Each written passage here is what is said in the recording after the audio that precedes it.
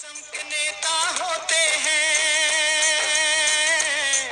एक देता है एक पाता है।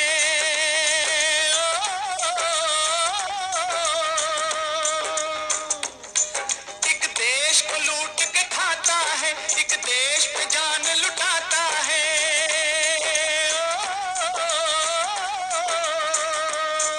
एक जिंदा रहकर सरकार के प्रमुख अंग कौन कौन से होते हैं? सरकार के 3 प्रमुख अंग होते हैं: विधानपालिका, कार्यपालिका और न्यायपालिका। आर्थिक रूप से पिछड़े वर्ग के लोगों को सरकारी नौकरियों में 27% आरक्षण देने का आदेश कब पारित किया गया? 13 अगस्त 1990 को आर्थिक रूप से पिछड़े वर्ग के लोगों को सरकारी नौकरियों में 27% आरक्षण देने का आदेश पारित किया गया। 13 अगस्त 1990 को भारत सरकार के पारित आदेश में पिछड़े वर्ग के लोगों को कितने प्रतिशत आरक्षण दिया गया? 13 अगस्त 1990 को भारत सरकार के आदेश में पिछड़े वर्ग के लोगों को 27% आरक्षण दिया गया। भारत का राष्ट्रीय अध्यक्ष कौन होता है? राष्ट्रपति भारत का राष्ट्रीय अध्यक्ष होता है। भारत में सरकार का मुखिया कौन होता है? प्रधानमंत्री सरकार का मुखिया होता है। राष्ट्रपति किसकी सिफारिश पर मंत्रियों की नियुक्ति करता है? राष्ट्रपति प्रधानमंत्री की सिफारिश पर मंत्रियों की नियुक्ति करता है। भारतीय संसद के 2 सदन कौन कौन से हैं?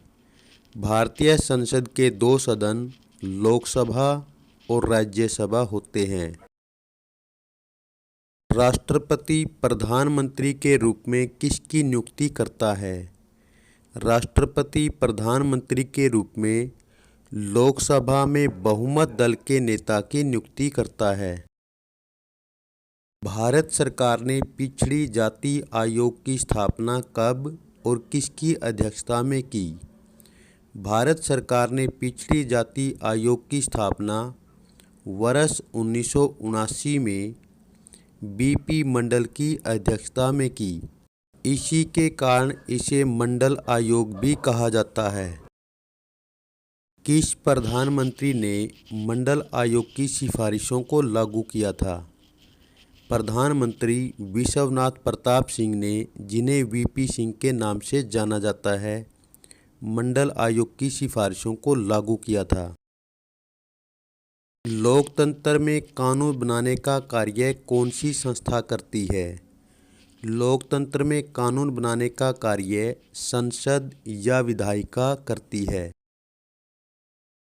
लोकतंत्र में कानूनों को लागू करने का निर्णय कौन सी संस्था करती है? लोकतंत्र में कानूनों को लागू करने का निर्णय कार्यपालिका करती है। सरकारी निर्णयों से उठने वाले विवादों का निपटारा कौन सी संस्था करती है? सरकारी निर्णयों से उठने वाले विवादों का निपटारा सर्वोच्च न्यायालय या उच्च न्यायालय करता है। लोकसभा के सदस्यों की कुल संख्या कितनी है? लोकसभा के कुल सदस्यों की संख्या 545 है, जिनमें 543 निर्वाचित सदस्य होते हैं, 2 राष्ट्रपति द्वारा मनोनीत होते हैं। लोकसभा का कार्यकाल कितने वर्ष का होता है? लोकसभा का कार्यकाल 5 वर्ष का होता है। लोकसभा का सदस्य बनने के लिए न्यूनतम आयु कितनी होनी चाहिए? लोकसभा का सदस्य बनने के लिए न्यूनतम आयु 25 वर्ष होनी चाहिए। राज्यसभा का सदस्य बनने के लिए न्यूनतम आयु कितनी होनी चाहिए? राज्यसभा का सदस्य बनने के लिए न्यूनतम आयु 30 वर्ष होनी चाहिए। राज्यसभा के सदस्यों की कुल संख्या कितनी है?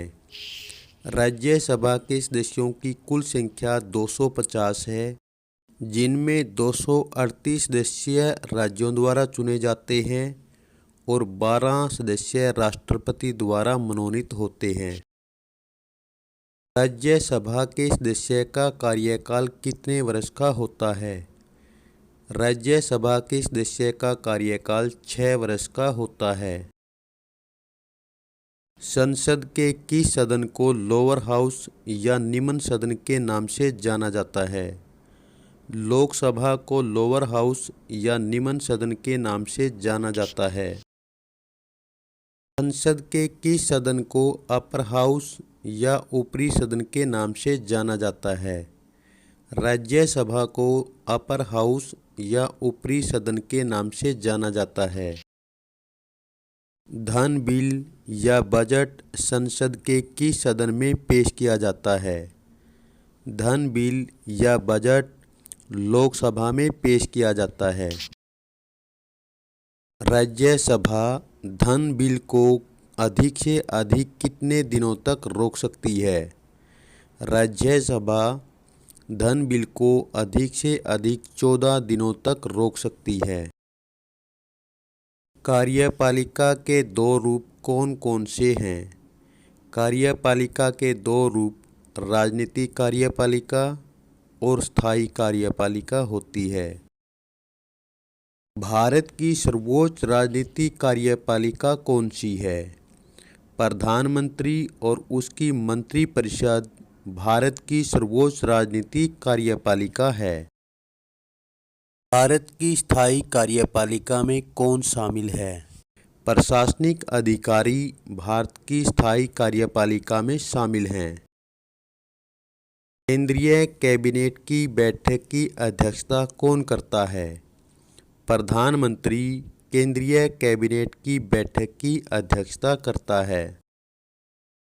सर्वोच्च न्यायालय के मुख्य न्यायाधीश और अन्य न्यायाधीशों की नियुक्ति कौन करता है? भारत का राष्ट्रपति सर्वोच्च न्यायालय के मुख्य न्यायाधीश और अन्य न्यायाधीशों की नियुक्ति करता है। भारत में तीनों सेनाओं का प्रधान सेनापति कौन होता है?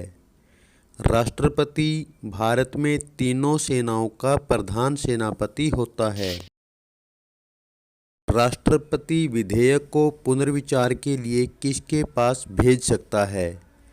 राष्ट्रपति विधेयक को पुनर्विचार के लिए संसद के पास भेज सकता है। अध्यादेश जारी करने का अधिकार किसके पास है? अध्यादेश जारी करने का अधिकार राष्ट्रपति के पास है। भारत के राष्ट्रपति के पद की तुलना किससे की जाती है? भारत के राष्ट्रपति के पद की तुलना ब्रिटेन के राजा या महारानी के पद से की जाती है। भारत का सर्वोच्च न्यायालय कहाँ स्थित है? भारत का सर्वोच्च न्यायालय नई दिल्ली में स्थित है।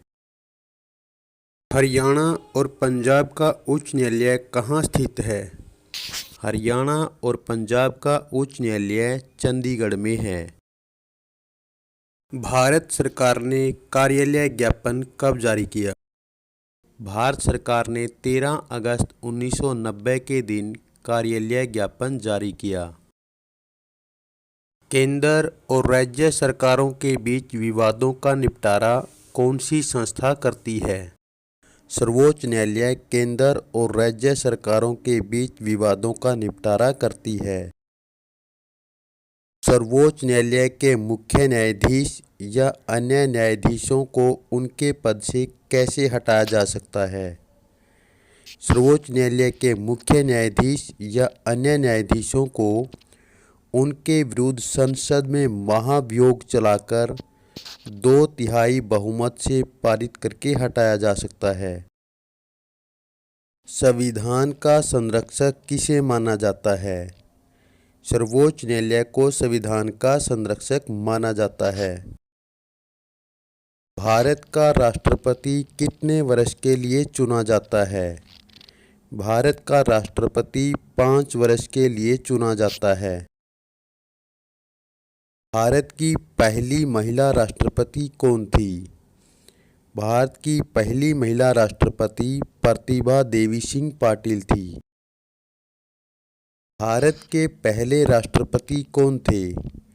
डॉक्टर राजेंद्र प्रसाद भारत के पहले राष्ट्रपति थे। भारत के पहले प्रधानमंत्री कौन थे? जवाहरलाल नेहरू भारत के पहले प्रधानमंत्री थे। राष्ट्रपति लोकसभा में किस समुदाय के 2 सदस्यों को मनोनीत कर सकता है?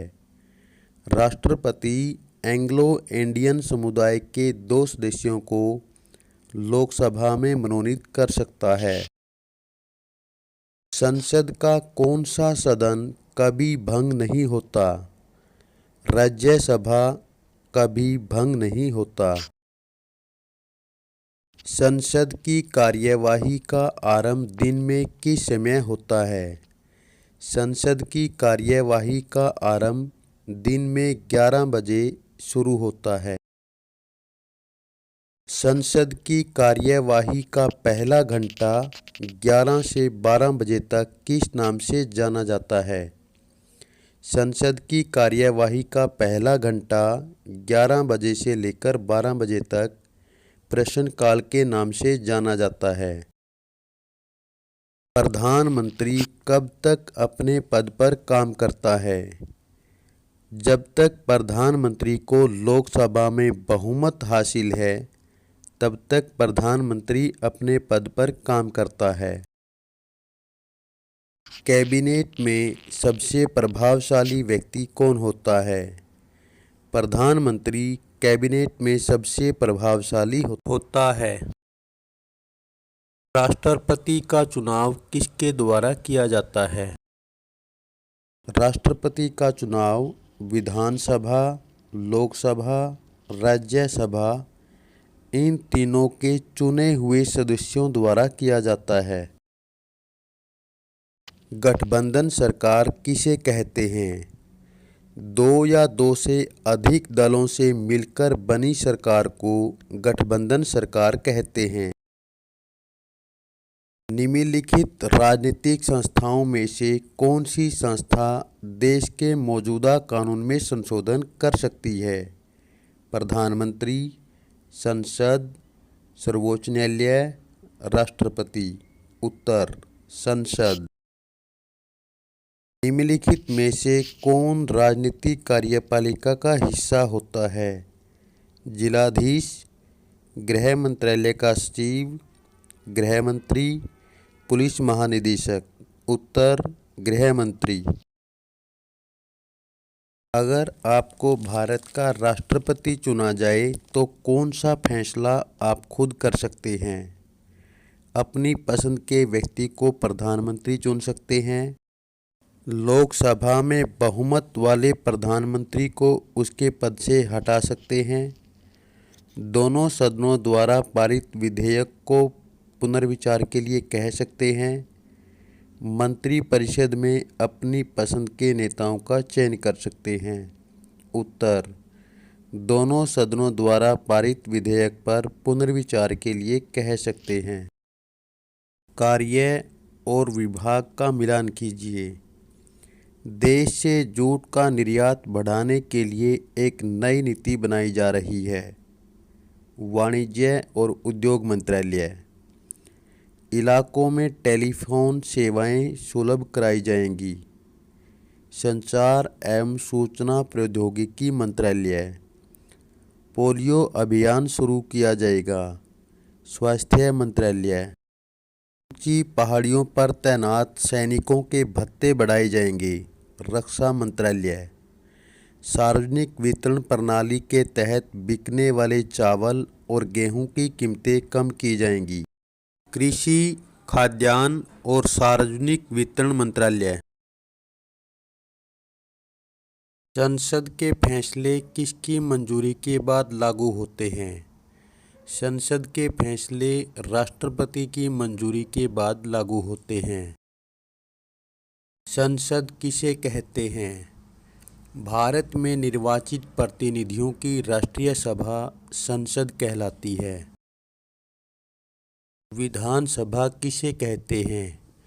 भारत में राज्य स्तर पर निर्वाचित प्रतिनिधियों की सभा को विधानसभा कहते हैं। भारत में राष्ट्रपति को पद की शपथ कौन दिलाता है? भारत में राष्ट्रपति को पद की शपथ सर्वोच्च न्यायालय का मुख्य न्यायाधीश दिलाता है।